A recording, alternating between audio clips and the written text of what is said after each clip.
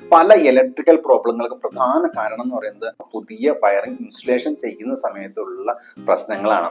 അതിൽ ചിലപ്പം അശ്രദ്ധമായിട്ട് ചെയ്യുന്നതായിരിക്കാം, ക്വാളിറ്റി കുറവുള്ള മെറ്റീരിയൽ യൂസ് ചെയ്യുന്നതായിരിക്കാം, കൃത്യമായ പ്ലാനിങ് ഇല്ലാണ്ട് ചെയ്യുന്നതായിരിക്കാം, ചിലപ്പോൾ പ്രൊഫഷണൽ അല്ലാത്ത ഇലക്ട്രീഷ്യന്മാരെ കൊണ്ട് ചെയ്യിപ്പിക്കുന്നതുകൊണ്ടായിരിക്കാം. ഇങ്ങനെ പല കാരണങ്ങളെ കൊണ്ടുമാണ് നമ്മുടെ ഫ്യൂച്ചറിലേക്കുള്ള പല പ്രശ്നങ്ങൾക്കും കാരണമായിരിക്കുന്നത്. ഈ ഒരു പ്രശ്നം കൊണ്ട് നമുക്ക് ഫയർ ഉണ്ടാകാം, നമുക്ക് ജീവഹാനി സംഭവിക്കാം, ഷോക്ക് അടിക്കാനുള്ള സാധ്യതകളുണ്ട്, അതുപോലെ കറണ്ട് ബില്ല് കൂടാനുള്ള സാധ്യതകളുണ്ട്, നമ്മുടെ അപ്ലയൻസിനൊക്കെ കംപ്ലൈന്റുകൾ ഉണ്ടാവാനുള്ള സാധ്യതയുണ്ട്, അപ്ലയൻസിന്റെ ലൈഫ് കുറയാനുള്ള സാധ്യതകളുണ്ട്. ഇത്തരം പ്രശ്നങ്ങളെല്ലാം ഉണ്ടാകുന്നത് ഇനീഷ്യൽ വയറിങ്ങിലുള്ള പെർഫെക്ഷൻ കുറവ് കൊണ്ട് മാത്രമാണ്. അതുകൊണ്ട് നമുക്ക് പ്രത്യേകം ശ്രദ്ധിക്കേണ്ടതുണ്ട്. കുറച്ച് കാര്യങ്ങളെങ്കിലും നമ്മൾ ശ്രദ്ധിച്ചാൽ ഒരുപാട് പ്രശ്നങ്ങൾ നമുക്ക് ഒഴിവാക്കി കിട്ടും. അതെന്തൊക്കെയാണെന്ന് നമുക്ക് നോക്കാം. ഒരു പുതിയ ഇലക്ട്രിക് വയറിംഗ് ചെയ്യുമ്പോൾ ആ ബിൽഡിംഗ് ഉടമ ശ്രദ്ധിക്കേണ്ട കുറച്ച് കാര്യങ്ങളെ കുറിച്ചാണ് നമ്മൾ ഇന്ന് പറയുന്നത്.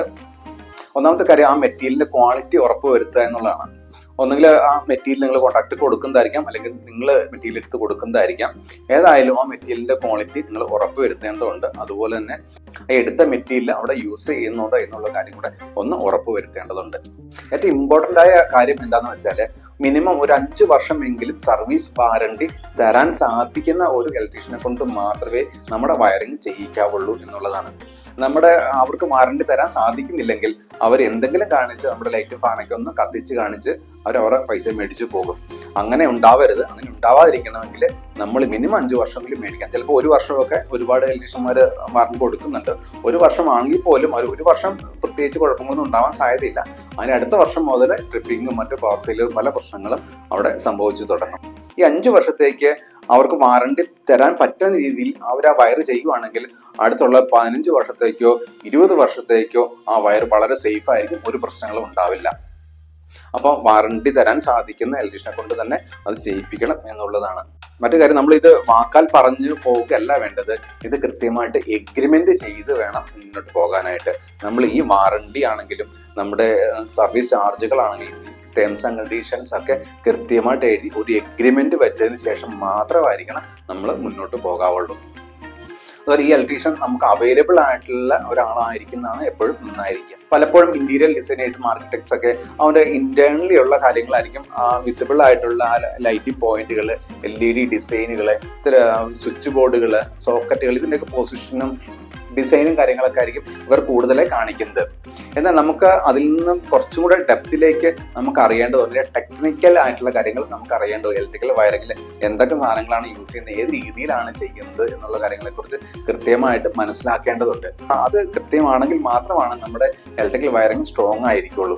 ഒരു മനുഷ്യന്റെ കാര്യമാണെങ്കിൽ പോലും നമുക്ക് പുറമേ ഉള്ള ഒരു സൗന്ദര്യം നോക്കിയിട്ട് ആളുടെ ആരോഗ്യം നമുക്ക് വിലയിരുത്താൻ പറ്റില്ല. അതുപോലെ തന്നെയാണ് ഇലക്ട്രിക്കൽ വയറിംഗിന്റെ കാര്യത്തിലും. അത് ഡിസൈനും കാര്യങ്ങളൊക്കെ അടിപൊളിയായിരിക്കും, പക്ഷെ വയറിംഗ് ഇന്റേണലി ഭയങ്കര ഫാൾട്ടി ആയിട്ടാണ് ചെയ്തതെങ്കിൽ നമുക്കത് ഉപയോഗിക്കാൻ പറ്റില്ല, വലിയ അപകടം ഉണ്ടാകുകയും ചെയ്യും. അവരൊരു ഡിസൈൻ തന്നാൽ പോലും ഒരു ഇലക്ട്രിക്കൽ വയറിന്റെ കൃത്യമായ ഡിസൈൻ അവർ തന്നിട്ടുണ്ടെങ്കിൽ അത് മറ്റൊരു പ്രൊഫഷണൽ ഇലക്ട്രീഷ്യനെ കൊണ്ട് അതൊന്ന് കൺസൾട്ട് ചെയ്യുന്നത് എപ്പോഴും നന്നായിരിക്കും.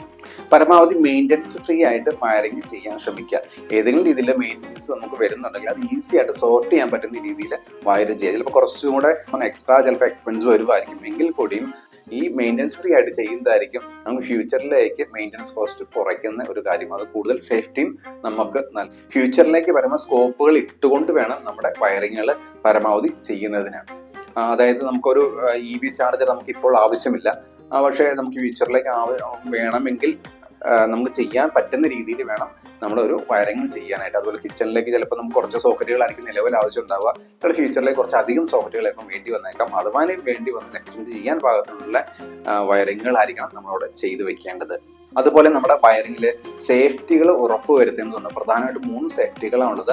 ഒന്ന് വയറിംഗ് സേഫ്റ്റിയാണ്, മറ്റൊന്ന് ഹ്യൂമൻ സേഫ്റ്റിയാണ്, മറ്റൊന്ന് അപ്ലയൻസ് സേഫ്റ്റിയാണ്. ഈ 3 സേഫ്റ്റികളും നമ്മളുടെ ഇലക്ട്രിക്കൽ വയറിംഗ് ഉണ്ടോ എന്ന് നമ്മളൊന്ന് ചെക്ക് ചെയ്യേണ്ടതുണ്ട്. നമുക്ക് ചിലപ്പോൾ അറിയത്തുണ്ടാവത്തില്ല. അപ്പോൾ ഒരു പ്രൊഫഷണൽ ഇലക്ട്രീഷ്യന്റെ ഹെൽപ്പോട് കൂടി നമ്മളതൊന്ന് കൺഫേം ചെയ്യേണ്ടതുണ്ട്.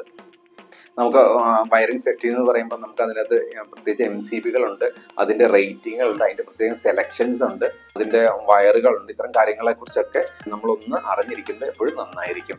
അതിൽ ഹ്യൂമൻ സേഫ്റ്റിയുടെ ഭാഗമായിട്ടുള്ള RCCBകൾ അല്ലെങ്കിൽ ELCB അല്ലെങ്കിൽ RCBO ഇത്തരത്തിലുള്ള സാധനങ്ങൾ അവിടെ ഉണ്ടോ ഉണ്ടെങ്കിൽ അത് എത്രയും റേറ്റിംഗ് ആണ്, അത്തരം കാര്യങ്ങളെ കുറിച്ച് നമ്മൾ ചെക്ക് ചെയ്യേണ്ടതുണ്ട്. അതുപോലെ എർത്തിങ് പ്രോപ്പർ ആണോ എന്ന് നമുക്ക് ചെക്ക് ചെയ്യേണ്ടതുണ്ട്. ഈ എർത്ത് ഇൻസ്റ്റാൾ ചെയ്തതിൻ്റെ അതിൻ്റെ എർത്ത് റെസിസ്റ്റൻസ് ചെക്ക് ചെയ്യും. അങ്ങനെ ചെക്ക് ചെയ്ത് അതിൻ്റെ ഒരു സർട്ടിഫിക്കറ്റും കൂടെ അവരുടെ അടുത്ത് നമുക്ക് മേടിക്കണം. അങ്ങനെ അതും കൂടെ ഉറപ്പ് വരുത്തിയാൽ മാത്രമേ നമുക്ക് ഹ്യൂമൻ സേഫ്റ്റി നമുക്കൊന്ന് അഷ്യൂർ ചെയ്യാൻ പറ്റുള്ളൂ. അതുപോലെ അപ്ലയൻസ് സേഫ്റ്റി നമ്മൾ ഉറപ്പ് വരുത്തേണ്ടതുണ്ട്. പല വീടുകളിലും ഓഫീസുകളിലൊന്നും അപ്ലയൻസ് സേഫ്റ്റി ഉണ്ടാവാറില്ല. പലപ്പോഴും അവിടെ ടെക്നീഷ്യന്മാർക്ക് അറിയാത്തതോ അല്ലെങ്കിൽ ആ ബിൽഡിംഗ് ഓണർക്ക് അറിയാത്തതോ ആയിരിക്കാം. എന്തായാലും ഇത്തരം കാര്യങ്ങൾ പൊതുവെ കാണാറില്ല. അപ്പോൾ നമ്മൾ അപ്ലയൻസ് സേഫ്റ്റിയുടെ ഉറപ്പ് വരുത്തേണ്ടതുണ്ട്. സർജ് പ്രൊട്ടക്ഷൻ ഡിവൈസുകൾ നമ്മുടെ ഇലക്ട്രിക്കൽ വയറിങ്ങിൽ ഇൻസ്റ്റാൾ ചെയ്തിരിക്കണം. അപ്പോൾ ഇത് ഉണ്ടോ എന്ന് ഉറപ്പ് വരുത്തുക. അത് ക്വാളിറ്റി ഉള്ളത്, പിന്നെ പല റേറ്റിംഗിലുള്ള SPD നമുക്ക് അവൈലബിൾ ആണ്. ഇതിൽ കുറച്ച് ക്വാളിറ്റി ഉള്ള ബ്രാൻഡഡ് ആയിട്ടുള്ള SPD നമ്മൾ വെക്കുന്നത് എപ്പോഴും നന്നായിരിക്കും. അതുപോലെ റെസ്റ്റോറൻറ്റുകൾ, ഓഫീസുകൾ അത്തരത്തിലുള്ള വയറിങ്ങുകളാണ് ചെയ്യുന്നതെങ്കിൽ അവിടെ ഒരു എമർജൻസിക്ക് ഒരു ജനറേറ്റർ ആഡ് ചെയ്യേണ്ടി വന്നു കഴിഞ്ഞാൽ ഒരു ചേഞ്ച് ഓർ സ്വിച്ച് അവിടെ അഡീഷണൽ വെച്ച് കൊടുക്കുന്നത് എപ്പോഴും നന്നായിരിക്കും. ഇത്തരം കാര്യങ്ങളൊക്കെ ഒന്ന് ശ്രദ്ധിക്കേണ്ടതുണ്ട്. അതുപോലെ ഇൻവേർട്ടറുകൾ, UPS ഇതിൻ്റെ വയറിങ് കൂടെ നമ്മളൊന്ന് കൺഫേം ചെയ്യേണ്ടതുണ്ട്. പ്രധാനപ്പെട്ട കുറച്ച് കാര്യങ്ങൾ മാത്രമാണ് നമ്മളോട് പറഞ്ഞിട്ടുള്ളത്.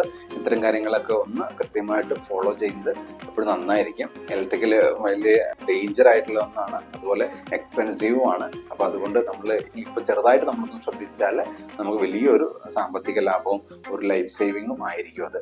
ഞാൻ രൂപേഷ് പതാലിൽ വൈറൽ സൊല്യൂഷൻ എക്സ്പേർട്ടാണ്. കൂടുതൽ കാര്യങ്ങൾ അറിയാൻ ഫോളോ ചെയ്യും.